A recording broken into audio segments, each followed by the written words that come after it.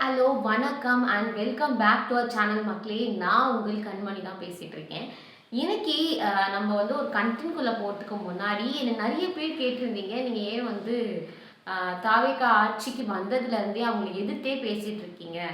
ஏன் வந்து நீங்க திமுகவையோ இல்ல அதிமுகவையோ அவங்க பண்ற குறைகளையோ இதையோ பேச மாட்டேங்கிறீங்க அப்படின்னு கேட்டாங்க.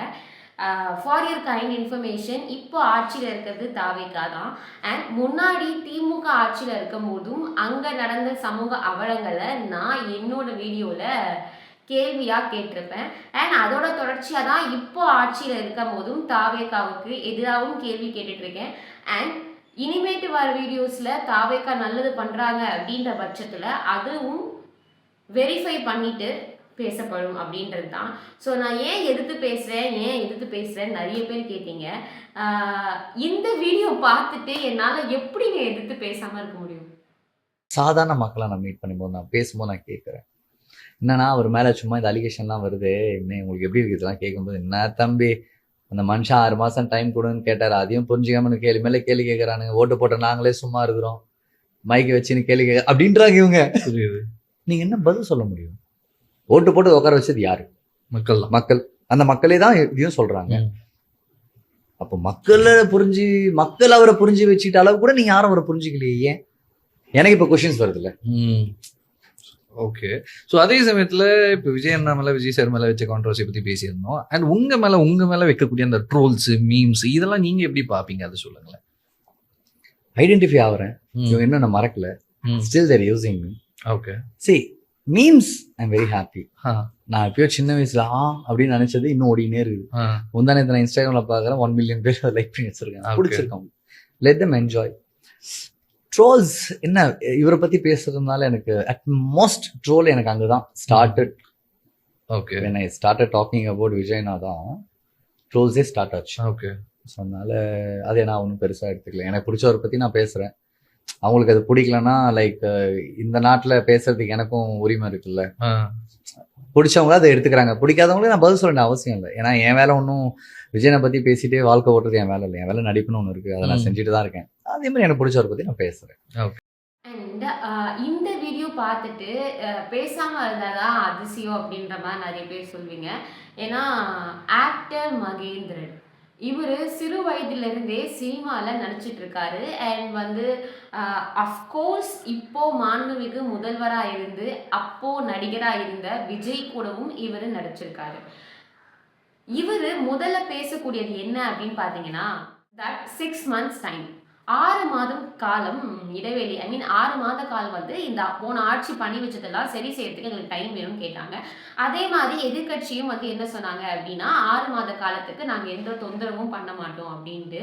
அந்த 6 மாத காலம் எந்த தொந்தரவும் பண்ண மாட்டோம் அப்படின்னு சொன்னதுக்கு எதுக்காக அப்படின்னா, இவங்க அவங்களோட திட்டத்தை நிறைவேற்றத்துக்கு தான் இந்த 6 மாத காலமே தவிர்த்து, இந்த 6 மாத காலத்துல எந்த ஒரு தவறு நடந்தாலும் வந்து தமிழக மக்கள் வாயையும் காதையும் கண்ணையும் பொத்திட்டு இருக்கணும் அப்படின்றதுக்காக கிடையாது. அப்படிதான் வந்து மிஸ்டர் மகேந்திரன் அவர்கள் சொல்லியிருப்பாங்க. அண்ட் நெக்ஸ்ட் பாயிண்ட் வந்து என்ன சொல்லியிருப்பாருன்னா, ஓட்டு போட்ட நாங்களே சும்மா இருக்கிறோம் அப்படின்ட்டு. ஓட்டு போட்ட நீங்க சும்மா இருக்கலாம் சார், ஆனா ஓட்டு போட்டு உங்களை வந்து சிஎம் பதவியிலையோ அமைச்சர் பதவியிலையோ எம்எல்ஏ பதவியிலையோ உட்கார வச்சிருக்க மக்கள் ஏன் சும்மா இருக்கணும்னு நீங்க எதிர்பார்க்குறீங்க? ஏன்னா ஓட்டு போட்ட ஒரே காரணத்துக்காக நாங்க வந்து கரண்ட் ஆஃப் பண்ணுவோம், நீங்க வந்து கேட்காதீங்க, ஒரு 6 மாசம் வாயை மூட்டுருங்க அப்படின்னு நீங்க சொல்றது எந்த விதத்துல நியாயமா இருக்கும்? அப்போ 6 மாசம் நீங்க டைம் கேட்டீங்க. அப்போ 6 மாசம் நாங்க என்ன வேணா பண்ணுவோம், எங்களுக்கு தோன்றப்போ கரண்ட் போடுவோம், தோன்றப்போ கரண்ட் ஆஃப் பண்ணுவோம். அதெல்லாம் நீங்க 6 மாசத்துக்கு காலத்துக்கு கேட்கக்கூடாதுன்னு இப்ப சொல்றீங்க. 6 மாசம் முடிஞ்சதுக்கு அப்புறம் என்ன சொல்வீங்க? கேட்டுக்கோங்க மக்களே, ஓட்டு போட்டு உட்கார வச்சது நீங்க தான். ஸோ அதனால 6 மாசத்துக்கு உங்களுக்கு கேள்வி கேட்குற எந்த தகுதியும் கிடையாது. அது நான் சொல்லுங்க, மிஸ்டர் மகேந்திரன் தான் சொல்லியிருக்காரு. அண்ட் நெக்ஸ்ட் அந்த வீடியோவில் வந்து இவரை பற்றி எல்லாருமே மீன்ஸ் பேசுறது, ட்ரோல்ஸ் பேசுறது, கண்டென்ட் பேசுறதை பற்றி என்ன நினைக்கிறீங்க அப்படின்ற மாதிரி ஆங்கர் பையன் கேட்டிருப்பாப்ல.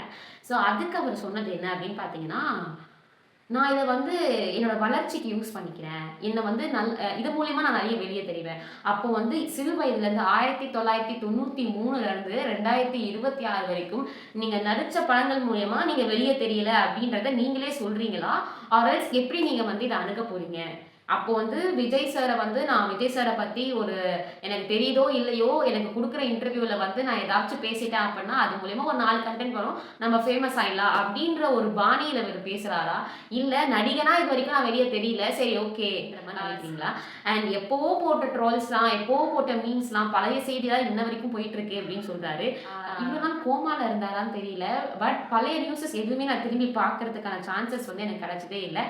எக்ஸப்ட் அந்த அந்த வழக்கு வந்து நீதிமன்றத்தில் போயிட்டு இருந்தா மட்டும்தான். ஸோ எது வச்சு இவர்கிட்ட ஒரு நடிகர்கிட்ட நீங்க வந்து அரசியலை பத்தி கேள்வி எழுப்புறீங்க, அண்ட் அவரு வந்து எதை வச்சு பதில் சொல்றாரு அப்படின்றதே வந்து மோஸ்டா ஐடியா இல்லை எனக்கு. பிகாஸ் இவர் வந்து ஒரு நடிகர் 1993 நடிக்கிறதுனால as some experience in acting. But 1993 இருக்கிறதுனால அரசியலில் இவருக்கு என்ன அனுபவம் இருக்குன்ட்டு இந்த மாதிரியான கேள்விகள் வந்து ஒரு நடிகரிடம் வைக்கப்படுகிறது. ஏன் இதே கேள்வி வந்து தாவேகால இருக்க பிரமுகர்கள்கிட்டயோ நிர்வாகர்கிட்டயோ இன்டர்வியூ வச்சு கேட்டிருக்கலாம், இல்லை அரசியல் விமர்சகர் நிறைய பேர் இருக்காங்க அவங்களையும் கேட்டிருக்கலாம், இல்லை சோஷியல் மீடியாஸில் திமுக வச்சியும் ஆளுங்கட்சி வச்சியும் இல்லை எதிர்கட்சி வச்சியும் கண்டென்ட் போடுற அந்த மாதிரி ஆட்களை வச்சு கேட்டிருந்தா கூட நல்ல மாதிரியான கண்டென்ட்ஸ் கிடைச்சிருக்கும். மேபி ஆக்டர் மகேந்திரன் இந்த மாதிரி தான் பேசுவாருன்னு தெரிஞ்சுட்டு ஒரு ட்ரோல் கண்டென்ட்டா ஒரு வியூஸ்க்கு யூஸ் ஆகும் அப்படின்ற மாதிரி இவரை இன்டர்வியூ எடுத்தாங்களா அப்படின்ற எனக்கு ஒரு கேள்வி இருக்கு. இது வரைக்கும் பார்த்தது ஜஸ்ட் அண்ட் சின்ன ட்ரையல்ஸ்.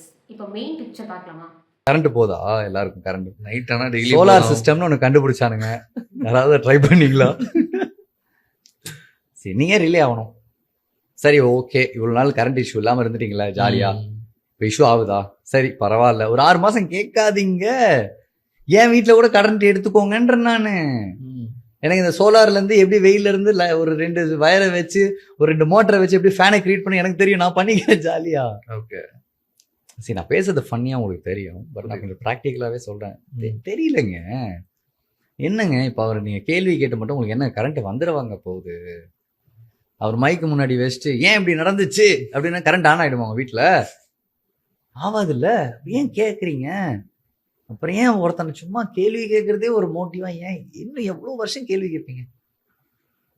உங்களுக்கு பதில் வேணுமா வேணாம்? நீங்க கேள்வி கேட்கறது நிறுத்தினாதான்.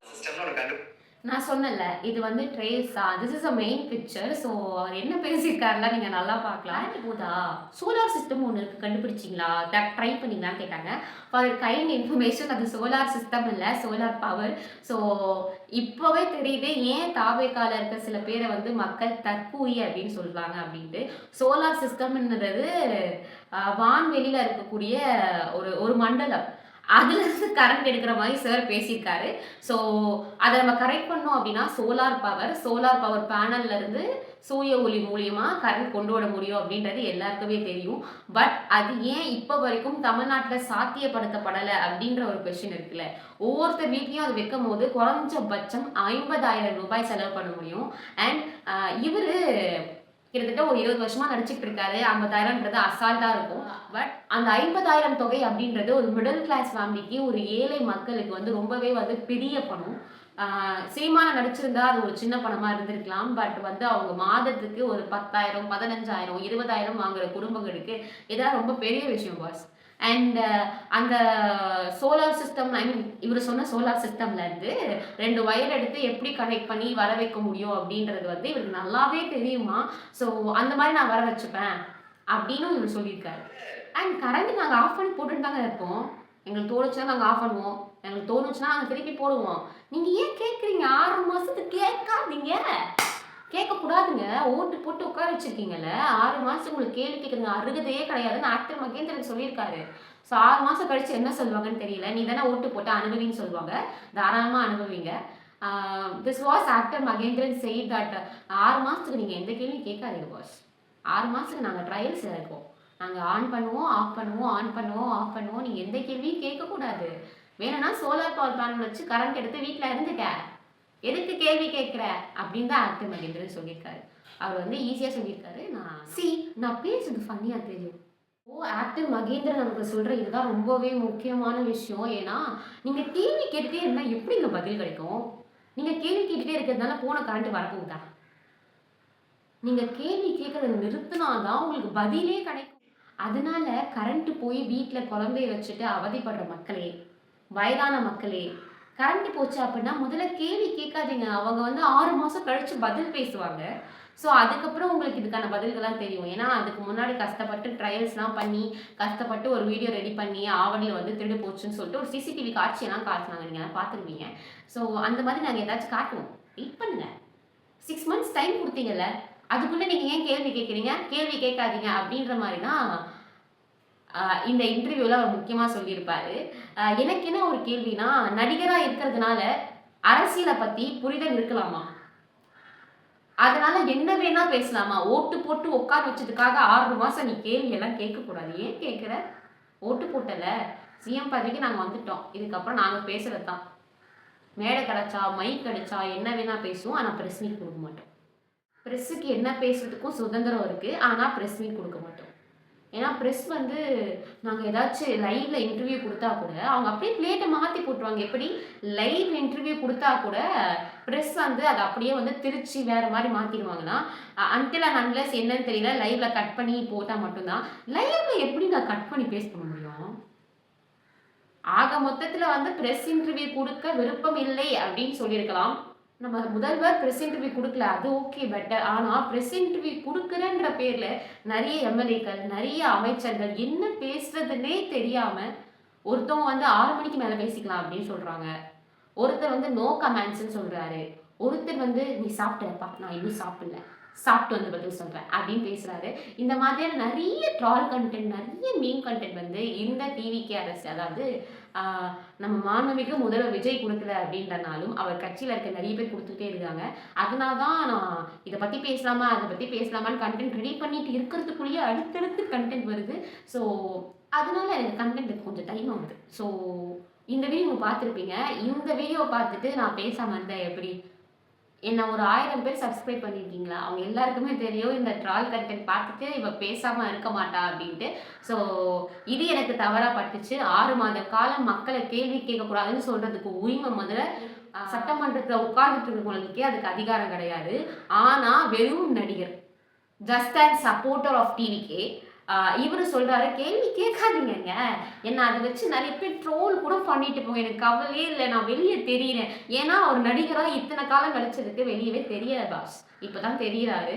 ஸோ இந்த மாதிரி நெறைய சுவாரஸ்யமான விஷயங்கள் இருக்கு. அண்ட் இதுவரைக்கும் தாவேகாவ வந்து ட்ரோல் மட்டுமே பண்ணிட்டு இருந்த கண்மணி, இனிமேட்டு வந்து தாவேகா வந்து என்னென்னலாம் பண்ணியிருக்காங்க இந்த 1 மாத காலத்துல அப்படின்றதையும் சீக்கிரமா சொல்லுவேன்.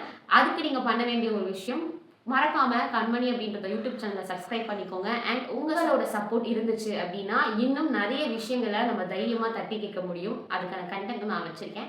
அண்ட் அது வரைக்கும் உங்களிடம் இருந்து விடைபெறும் நான் உங்கள் கண்மணி.